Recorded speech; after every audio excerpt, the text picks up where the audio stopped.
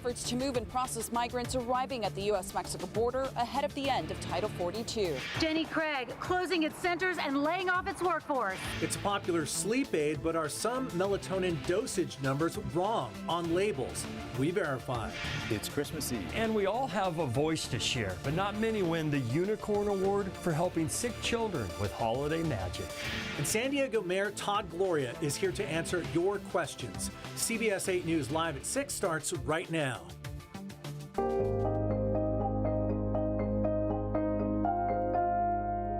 As more migrants gather at our border tonight, we're learning new details about where they'll be processed once they're on U.S. soil. Good evening, and thank you for joining us. I'm Carlo Cicchetto. I'm Marcella Lee. This video right here, taken from our helicopter today, shows people lined up right along the U.S.-Mexico border waiting to claim asylum. This is ahead of the expiration of Title 42 next week. CBS 8's Rocio de la Fe joins us live from the Otay Mesa Processing Center with the latest on the efforts to move and process migrants. Rocio, what have you seen down there so far? Well, this is a temporary processing center here in Otay Mesa. As you mentioned, this is where a lot of the migrants that we're seeing arriving at the U.S.-Mexico border are taken to while they wait for their asylum claims to be processed. Now, we know this is not the only location that will be tasked with doing so. Earlier today, I spoke with an immigration rights advocate. He visits the border regularly, and he sees every day what these migrants are going to. He shared with me what he's seeing so far and what he expects to see in the coming days. Video shows hundreds of migrants currently lined up west of San Ysidro waiting to claim asylum and enter the U.S. These are people who have been migrating for a long time, for a distance from their home countries. We have people that are not only from Central America, but from Afghanistan, from Uzbekistan, people from African countries that are seeking shelter. Pedro Rios is an immigration rights advocate who travels to the border frequently. He speaks to many of the migrants and gets a sense of what their needs are. And what they're confronting is hardship. The fact that they're being forced to stay in between border walls because there isn't an efficient process to pick them up means that they are staying without food, they're going hungry, they don't have a lot of water, and they won't have shelter. Rio says he expects to see more migrants present themselves at ports of entry as the end of Title 42 approaches. My hope is that Customs and Border Protection responds in a way that meets their basic humanitarian needs, while at the same time respecting the asylum process, which at this time, we don't see that commitment from the Biden administration. President Biden is sending 1,500 troops to the southwestern border ahead of the expected surge. Once the pandemic-era policy is lifted, asylum claims will be processed under Title 8.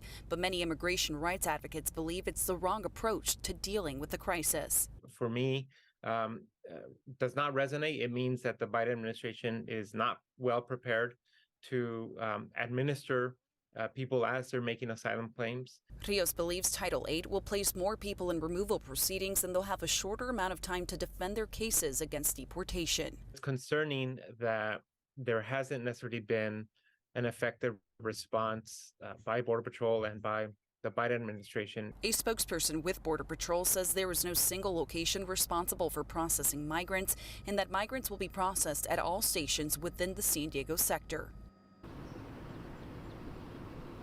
Now, when it comes to processing the migrants, there are a total of 7 border facility stations in the San Diego sector, plus the temporary station, which is where we're at now. Back to you. Rosie, do you have any idea yet how big this really is? How many migrants do officials expect to enjoin that process and try to cross the border seeking asylum?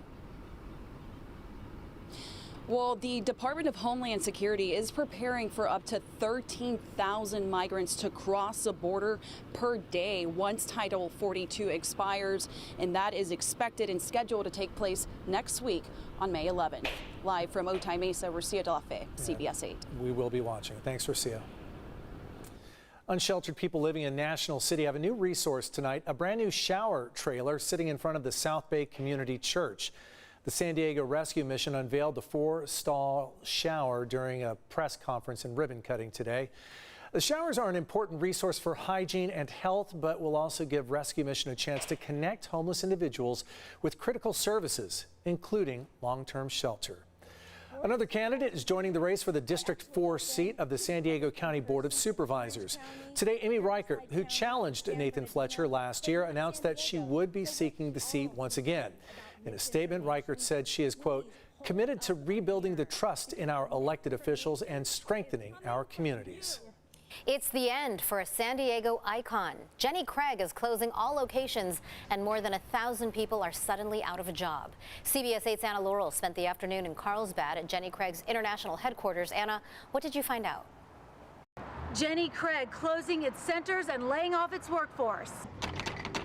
Overnight, a now former Jenny Craig employee posted this to Facebook. As of 12:01 a.m. via email, and after 22.5 years, I am no longer an employee of Jenny Craig. After 4 decades in the weight loss and nutrition business, the Jenny Craig Company told employees in that email overnight it will close due to its inability to secure additional financing. The last day for hourly employees was yesterday. Corporate and salaried employees' last day is Friday. There's no severance, but the company told employees they will get a final paycheck, including full compensation earned through their last day of work. It's locked. I came to see if anyone was at Jenny Craig's international headquarters in Carlsbad. The front doors locked. 200 people worked out of this office until today. The only people we saw here now look like they were packing to leave. Just last week, Jenny Craig's president and CEO told CBS Money Watch, Jenny Craig is embarking on the next phase of our business to evolve with the changing landscape of today's consumers. Like many other companies, we're currently transitioning from a brick and mortar retail business to a customer-friendly e-commerce driven model. In San Diego, Jenny Craig was not just a successful entrepreneur, she's been a generous philanthropist. In the 90s, she donated $10 million to build the multi-use student facility at the University of San Diego. It's called the Jenny Craig Pavilion. Incredible history behind it, that's for sure. In 2011, Jenny Craig put her personal Rancho Santa Fe estate up for sale. With a 10,000 square foot home, the property listed for nearly $9 million. In 2019, HIG Capital bought Jenny Craig. Today, the Jenny Craig link on HIG Capital's website is down, and HIG did not return my calls or emails. One employee who did talk with me off camera said, last week, corporate employees were told Jenny Craig was downsizing, but she was stunned when she opened the termination email just hours ago from the company where she worked for more than 20 years. In Carlsbad, this is Anna Laurel for CBS 8. Thanks, Anna. Close to 90 members of law enforcement have died in the line of duty in our region. And today, those officers were honored for their courage and service to the community. Law enforcement agencies from across the county came together for a solemn memorial ceremony at the County Administration Center.